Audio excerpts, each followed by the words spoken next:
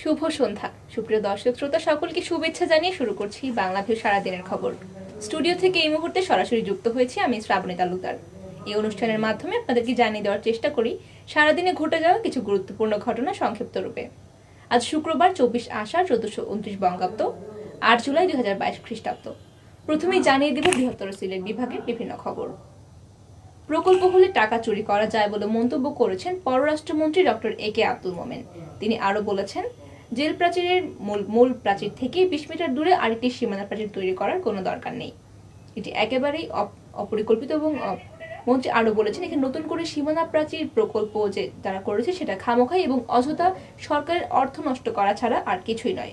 এই প্রকল্প বন্ধের জন্য তিনি প্রয়োজনে স্বরাষ্ট্রমন্ত্রীর সঙ্গেও কথা বলবেন।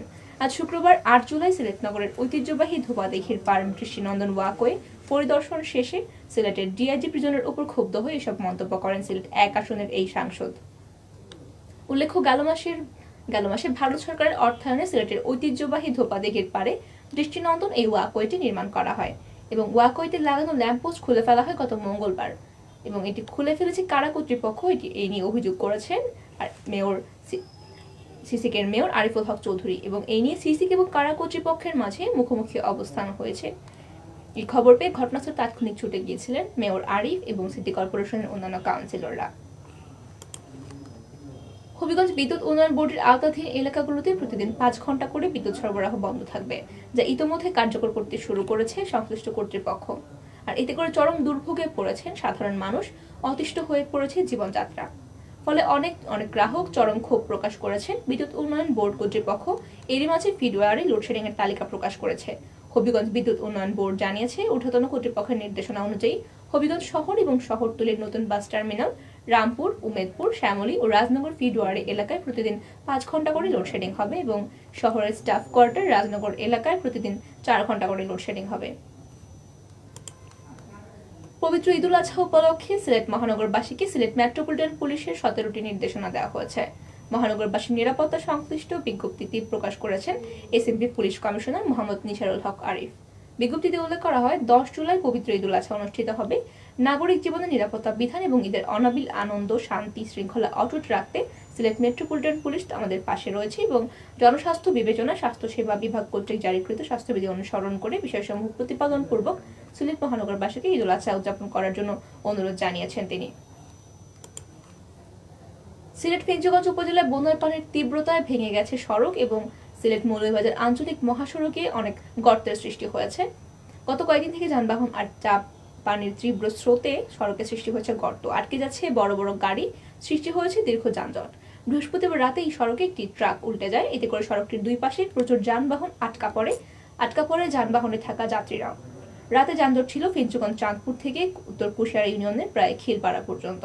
যানজটে রোগী পরিবহনের কয়েকটা অ্যাম্বুলেন্স আটকে গেলে গভীর রাতে স্থানীয় চেয়ারম্যান আহমেদ জিল এবং স্থানীয় লোকজন নৌকা দিয়ে তাদেরকে চাঁদপুরে পৌঁছে দেন।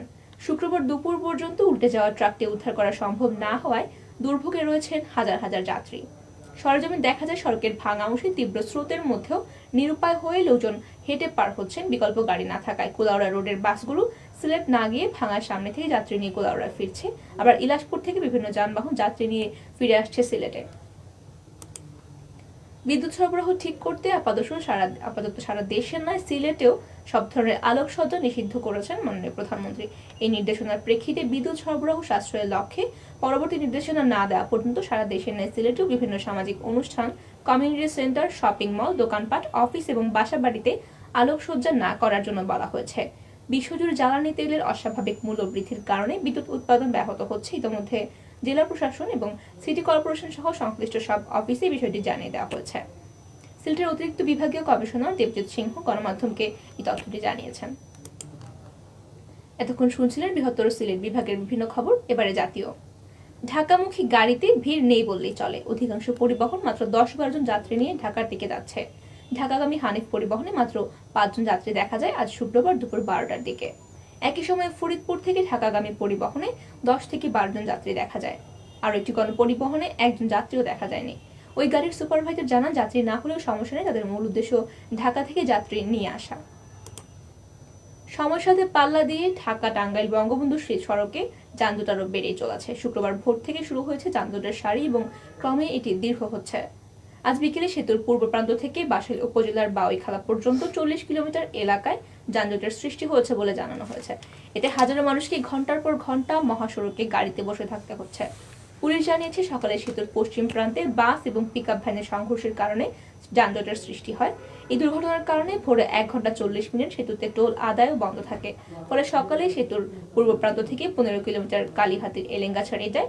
বেলা বাড়ার সঙ্গে সঙ্গে পরিবহনের চাপও বাড়তে থাকে। চলমান বিদ্যুৎ গ্যাস সংকট মোকাবেলায় সরকার নানামুখী উদ্যোগ নিয়েছে। এর মধ্যে সরকারি অফিসের সময়সীমা কমিয়ে আনা বা এগিয়ে আনা, সরকারি অফিসে এসির ব্যবহার 25 ডিগ্রির নিচে না নামানো, মসজিদ সহ ধর্মীয় প্রতিষ্ঠানে এসির ব্যবহার কমানো, বিয়ে সহ সামাজিক অনুষ্ঠানাদি 7টার মধ্যে শেষ করা এবং এই সিদ্ধান্ত জানানো হয়েছে। বৃহস্পতিবার প্রধানমন্ত্রীর কার্যালয়ে সারা দেশে বিদ্যুৎ ও গ্যাস পরিস্থিতি সংক্রান্ত আলোচনা অনুষ্ঠান হয়। সভার সিদ্ধান্ত অনুযায়ী প্রধানমন্ত্রী বিদ্যুৎ, জ্বালানি এবং খনিজ সম্পদ বিষয়ক উপদেষ্টা তৌফিক-ই এলাহি চৌধুরী বলেন, দোকানপাট, বিপণী বিতান সহ বিভিন্ন প্রতিষ্ঠান 8টার মধ্যে বন্ধ করে ফেলতে হবে এবং সেটা ঠিক কঠোরভাবে মনিটরিং করা হবে। দরজায় কড়া নাড়ছে পবিত্র ঈদ উল আজহা, আর ঈদ ঘনিয়ে আসার সঙ্গে সঙ্গে পাল্লা দিয়ে বাড়ছে সালাদ তৈরির অন্যতম অনুষঙ্গ শসা এবং কাঁচামরিচের দাম। শতক পার করেছে টমেটো, গাজরও। আজ শুক্রবার বিভিন্ন শহরের বিভিন্ন বাজার ঘুরে দেখা যায় এবং ব্যবসায়ীদের সঙ্গে কথা বলে এসব তথ্য জানা যায়। শসা, কাঁচামরিচের দাম বেড়েছে সবজির পাইকারি মোকাম স্থানেও। বিভিন্ন বাজার ঘুরে দেখা যায়, একদিন আগেও খুচরা পর্যায়ে ভালো মানের 1 কেজি শসার দাম ছিল গড়ে 50 টাকা। ঈদের চাহিদা বেড়ে যাওয়ায় খুচরা পর্যায়ে দেশি শসা 140 টাকা এবং হাইব্রিড জাতের শসা বিক্রি হচ্ছে 100 থেকে 120 টাকায়।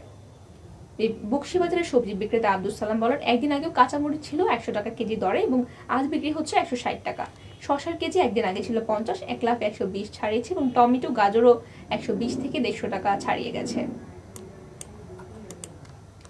পদ্মা সেতু দিয়ে মোটরসাইকেল পারাপার নিষিদ্ধ থাকায় চরম বিড়ম্বনায় পড়েছেন দক্ষিণবঙ্গের মোটরসাইকেল আরোহীরা। নিষেধাজ্ঞা অমান্য করে মোটরসাইকেলে পদ্মা সেতু পাড়ি দিতে গিয়ে ইতিমধ্যেই কয়েকজন আটক হয়েছেন এবং গুনতে হয়েছে চড়া জরিমানা। নির্দেশনা বাস্তবায়নে আইন শৃঙ্খলা রক্ষাকারী বাহিনীর পাশাপাশি পদ্মা সেতুতে কাজ করছে ভ্রাম্যমাণ আদালত। এমন অবস্থায় মানবিক দিক বিবেচনা করে শিমুলিয়া ফেরিঘাট থেকে মোটরসাইকেলে পারাপারের সিদ্ধান্ত নিয়েছে IBRWTC কর্তৃপক্ষ। আজ শুক্রবার বেলা 11টার দিকে শিমুলিয়া 2 নম্বর ফেরিঘাট থেকে একটি ফেরি শরীয়তপুরের মাঝিদের উদ্দেশ্যে ছেড়ে যায়। শতাধিক মোটরসাইকেল নিয়ে ফেরিটি পদ্মা পাড়ি দিয়েছে। এতক্ষণ শুনছিলেন জাতীয়, এবারে আন্তর্জাতিক।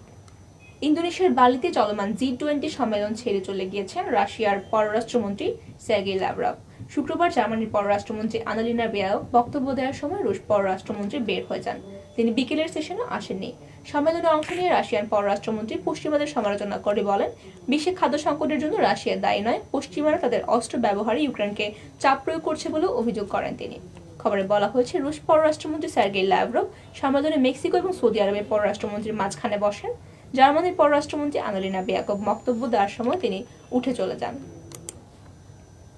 গুলিবিদ্ধ জাপানের সাবেক প্রধানমন্ত্রী শিনজো আবে মারা গেছেন। স্থানীয় সংবাদ মাধ্যমের বরাত দিয়ে বিবিসি এই খবর জানিয়েছে। এর আগে শুক্রবার সকালে জাপানের সুপ্রিয় দর্শক শ্রোতা, দুঃখিত, বৈদ্যুতিক গোলযোগের কারণে লাইভটি এখানে শেষ করতে হচ্ছে।